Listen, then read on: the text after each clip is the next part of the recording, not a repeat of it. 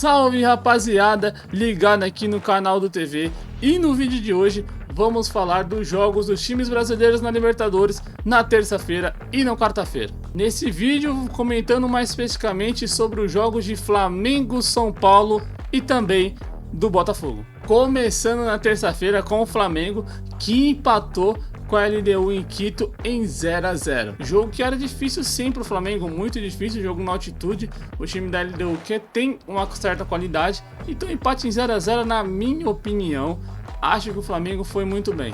Tem a questão da perca de gols, o Flamengo vem perdendo muitas oportunidades, né? Digamos que o Juninho não tem ajudado muito, mas o Pedro tá voltando aí de lesão recentemente, fez 2 gols no Campeonato Brasileiro contra o Juventude na goleada por 6 a 0.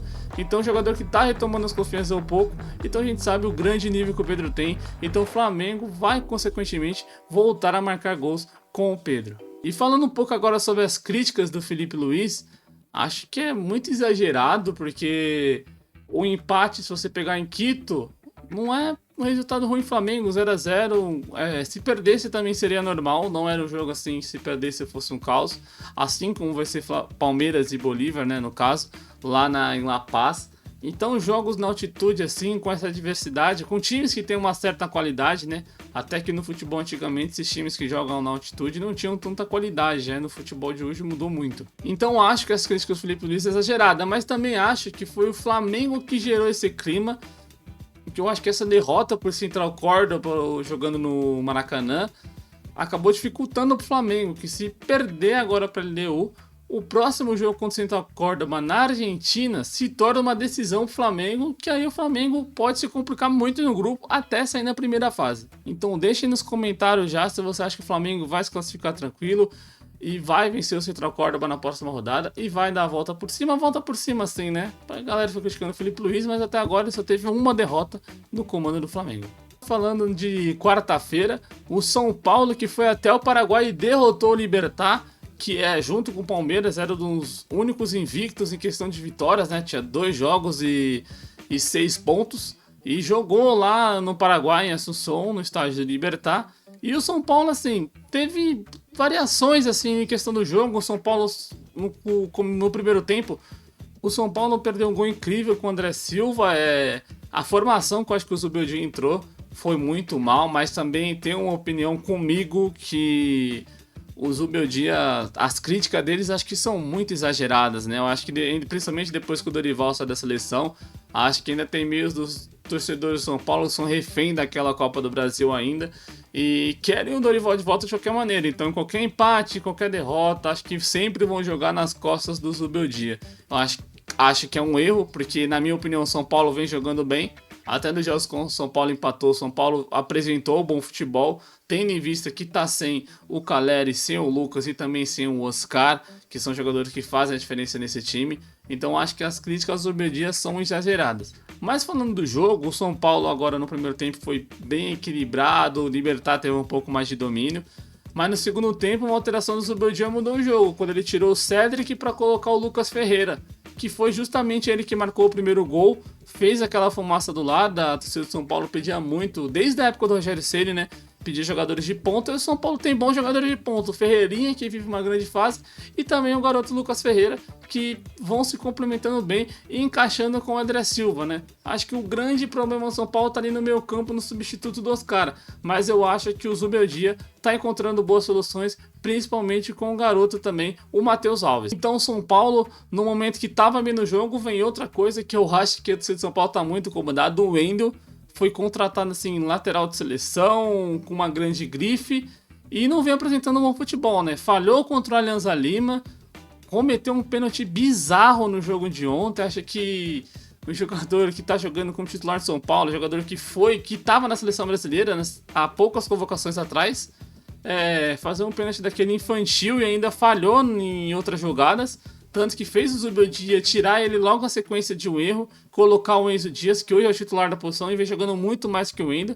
Então as críticas ao Wendel são muito mais que justas. Ele é um bom lateral, mas acho que pela grife, pela contratação dele, pelo tudo que foi dito, acho que tá devendo muito. E a torcida acaba não vendo esse tipo de coisa porque o foco fica nas críticas ao Zubeldia. vou dar um exemplo, o Ferreirinha tá jogando bem, mas se o Ferreirinha há uns poucos tempos não tá jogando mal, iam falar do Zubeldia, né, de falar do jogador. Então assim, tem que dar mérito para os jogadores e também para os treinadores. Ali no finalzinho do segundo tempo, quando o Libertad massacrava o São Paulo, o Rafael foi um grande personagem do jogo. É impressionante como esse time do São Paulo gosta de complicar os jogos.